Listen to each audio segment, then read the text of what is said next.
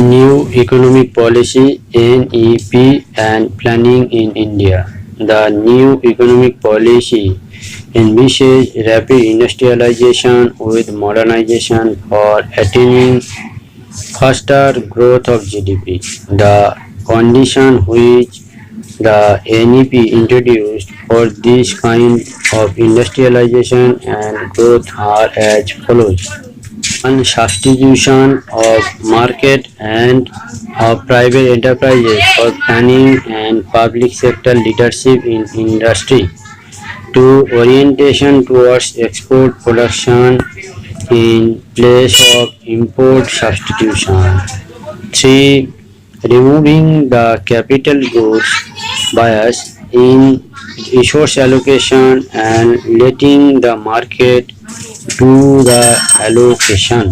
NEP find its origin in the growth of neoliberalism during the 1980s and the 1990s. The neoliberalism affirmed the economic decision making. Correspondingly, it limits the role of the state to rule setting and contract holding. NEP and efficiency. The thrust of the NEP is towards creating more competitive environment for improving the system's productivity and efficiency. This is to be achieved by removing the barrier to entry and restriction on the growth of the firm, while the industrial policy seeks to bring about a greater competitive environmental domestically. The trade policy seeks to improve international competitiveness subject to the protection offered by tariff. Competition implies production of goods and services based on new technologies, capacity to increase market shares in the world trade, which implies advantage in export market. A move towards trade surplus, an increase in the level of per capita income in the country. The private sector is being given a large space to operate in, with some areas earlier reserved for the public sector being thrown open to the private sector.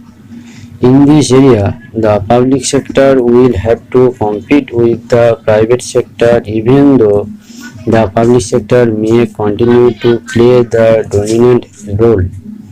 What is sought to be achieved is an improvement in the functioning of the various entities, whether in the private or in the public sector, by injecting an element of competition. NEP and role of state. There is nothing in the NEP which take away the role of the state or public sector in the system. Government will have the primary responsibility for the development of the physical infrastructure, which such as irrigation, energy, transport and communication, and social infrastructure sectors such as literacy, health, population control and environment. It will continue to have responsibility for initiating and administering special programs to take care of poor and disadvantaged.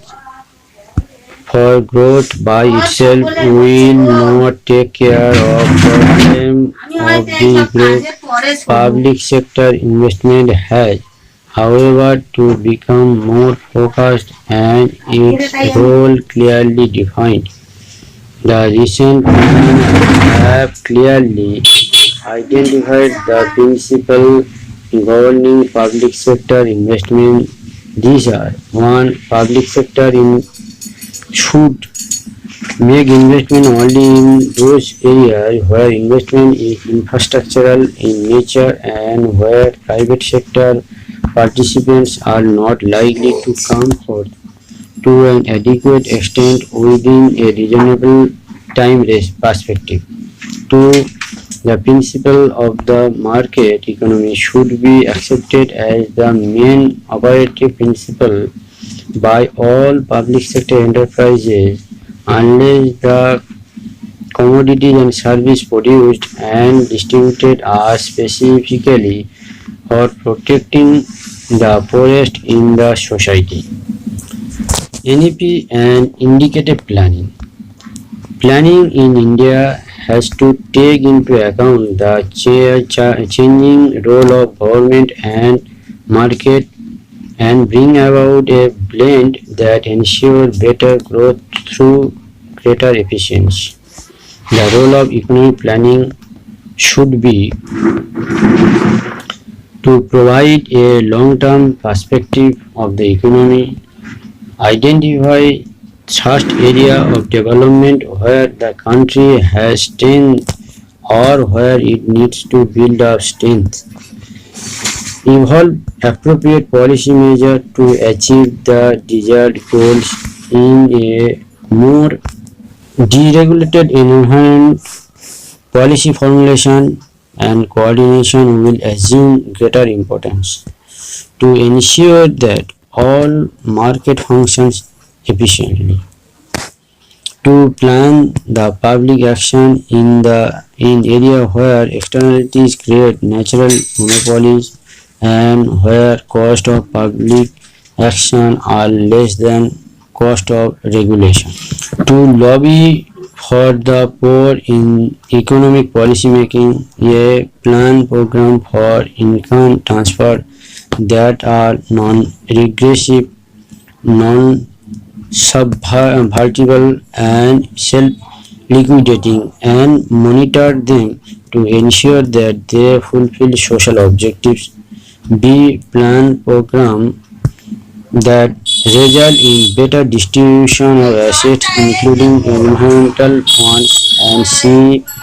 Increase the value of the asset that the poor have, namely labor through human resource development. To maintain microeconomic stability so that the real income of the poor do not go down suddenly.